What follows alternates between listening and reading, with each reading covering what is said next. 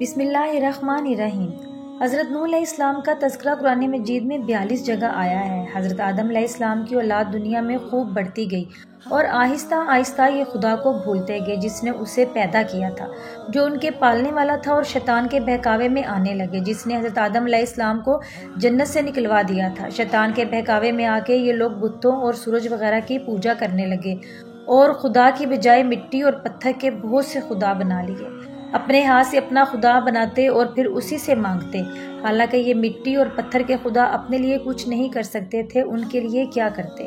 اللہ تعالیٰ جو اپنے بندے سے بڑی محبت رکھتا ہے، اس کو یہ کبھی گوارا نہیں ہے اس کے بندے شیطان کے بہکاوے میں آ کر اللہ کے علاوہ کسی اور کی عبادت کرنے لگے اور اس کی سزا کے بعد دوزخ میں جائیں۔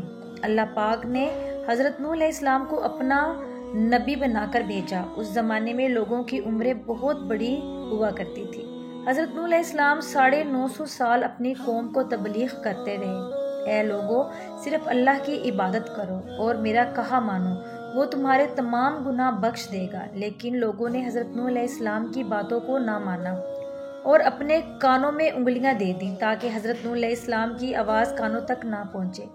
حضرت نوح علیہ السلام ہمت نہ ہارے، وہ برابر سمجھاتے رہے اور کہتے رہے، اے لوگو اللہ سے معافی مانگو، وہ بڑا معاف کرنے والا ہے۔ وہ تم پر آسمان سے بارش برسائے گا تاکہ تم خوب اناج پیدا کرو اور اس کے ذریعے سے بڑے بڑے باغ پیدا کرے گا، ان میں نہریں پیدا کرے گا، تمہیں مال و دولت دے گا اور بیٹے دے گا۔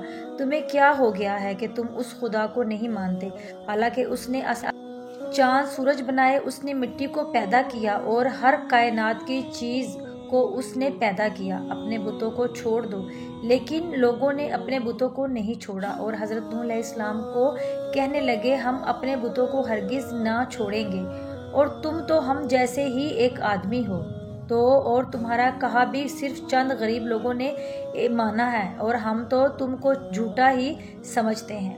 حضرت نوح علیہ السلام نے کہا کہ اے میری قوم، میں تم کو جو نصیحت کرتا ہوں اس کے بدلے میں تم سے کوئی مال و دولت نہیں چاہتا، اور جو غریب آدمی مسلمان ہوئے ہیں وہ اللہ پر ایمان لائے ہیں، ان کو میں اپنے پاس تمہارے کہنے سے نہیں نکالوں گا۔ اگر میں ان کو اپنے پاس سے نکال دوں تو خدا کے عذاب سے مجھے کوئی نہیں بچا سکتا۔ اگر میں ایسا کروں گا تو بہت نا انصاف ہو جاؤں گا۔ ان کی قوم کے لوگوں نے کہا، اے نوح علیہ السلام، تم نے ہم سے جھگڑا کر دیا، اگر تم سچے ہو تو جس عذاب سے تم ہم کو ڈرا رہے ہو وہ لے آؤ۔ حضرت نوح علیہ السلام نے کہا کہ جب اللہ چاہے گا تو عذاب بھیج دے گا۔ اللہ تعالیٰ نے حضرت نوح علیہ السلام کو وحی کے ذریعے سے حکم بھیجا کہ تمہاری قوم میں جو لوگ ایمان لا چکے ہیں ان کے علاوہ اور کوئی ایمان نہیں لائیں گے، تم غم نہ کرو، ایک کشتی بناؤ۔ حضرت نوح علیہ السلام نے اللہ کے حکم کے مطابق ایک کشتی بنانا شروع کر دی۔ تو جب ان کی قوم کے سردار ان کے پاس سے گزرتے تھے تو ان کو کشتی بناتے ہوئے دیکھتے تھے اور ان کا مذاق اڑاتے تھے۔ حضرت نوح علیہ السلام ان کے مذاق کے جواب میں کہتے تھے، آج مذاق، کل مذاق کر لو، تو کل جب تمہارے اوپر عذاب آئے گا اس وقت ہم تمہارا مذاق اڑائیں گے۔ آخر اللہ تعالیٰ کا عذاب اس کے وعدے کے مطابق آیا، زمین سے پانی نکلنا شروع ہوا اور آسمان سے بارش آنا شروع ہوئی۔ اللہ تعالیٰ نے حضرت نوح علیہ السلام کو حکم دیا کہ سب جانوروں کا ایک ایک جوڑا کشتی میں داخل کرو۔ حضرت نوح علیہ السلام نے سب جانوروں کا ایک ایک جوڑا سوار کر لیا، اور جو لوگ تمہارے اوپر ایمان لائے ہیں یعنی مسلمان ہو گئے ہیں ان کو بھی کشتی میں سوار کرو۔ حضرت نوح علیہ السلام نے وہ لوگ بھی کشتی میں سوار کیے۔ اللہ کا نام لے کر اس کشتی میں سوار ہو جاؤ، اس کا چلنا اور ٹھہرنا اللہ کے ہاتھ میں ہے۔ اللہ تعالیٰ بڑا بخشنے والا اور مہربان ہے۔ کشتی ان سب کو لے کر لہروں میں چلنے لگی تو اسی وقت حضرت نوح علیہ السلام نے اپنے بیٹے سے کہا، اے بیٹا ہمارے ساتھ آ جاؤ اور کافروں کا ساتھ مت دو۔ اس نے کہا کہ میں کسی پہاڑ پر چڑھ جاؤں، وہ مجھے پانی سے بچا لے گا۔ حضرت نوح علیہ السلام کے بیٹے کو بھی حضرت نوح علیہ السلام پر یقین نہیں ہوا اور پانی نیچے سے ادھر جائے گا۔ حضرت نوح علیہ السلام نے کہا، بیٹا آج خدا کے عذاب سے سوائے خدا کے کوئی نہیں بچانے والا۔ اتنے میں دونوں کے درمیان ایک پانی کی لہر اٹھی اور پانی کی لہر حضرت نوح علیہ السلام کے بیٹے کو ڈبا لے گئی۔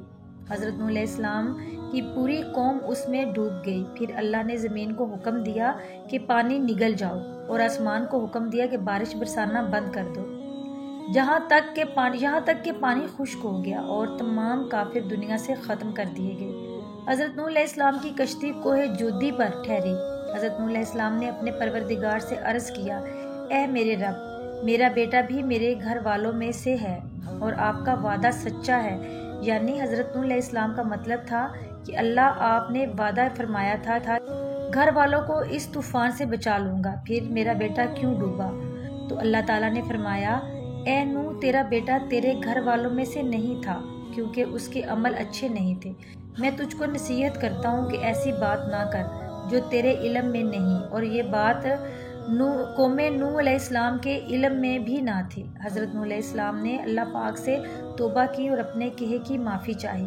اللہ نے ان کو معاف کر دیا اور حکم دیا، اے نوح، ہماری طرف سے سلامتی اور برکتوں کے ساتھ اتر۔ اور اس کے بعد حضرت نوح علیہ السلام کی امت دنیا میں بستی رہی، اور لوگ اللہ کی اطاعت کرتے رہے، اور زمانہ گزر گیا۔ آہستہ آہستہ شیطان نے پھر بہکانا شروع کیا، تو یہ لوگ خدا کو بھولنے لگے۔ تو نوح علیہ السلام جو اللہ کے اتنے بڑے پیغمبر تھے، اپنے بیٹے کو اس کے برے کاموں کی وجہ سے اللہ کے عذاب سے نہ بچا سکے۔ اسی طرح ہمیں سمجھ جانا چاہیے کہ اگر ہمارے ماں باپ اللہ کے کتنے بھی ولی کیوں نہ ہوں، اگر ہمارے خود عمل اچھے نہیں تو ہمیں اللہ کے عذاب سے کوئی بچا نہیں سکے گا۔ امید کرتی ہوں ہماری آج کی ویڈیو آپ کو پسند آئی ہوگی۔ اللہ تعالیٰ سے دعا ہے میرا سنانا اور آپ کا سننا منظور و قبول فرمائے، آمین ثم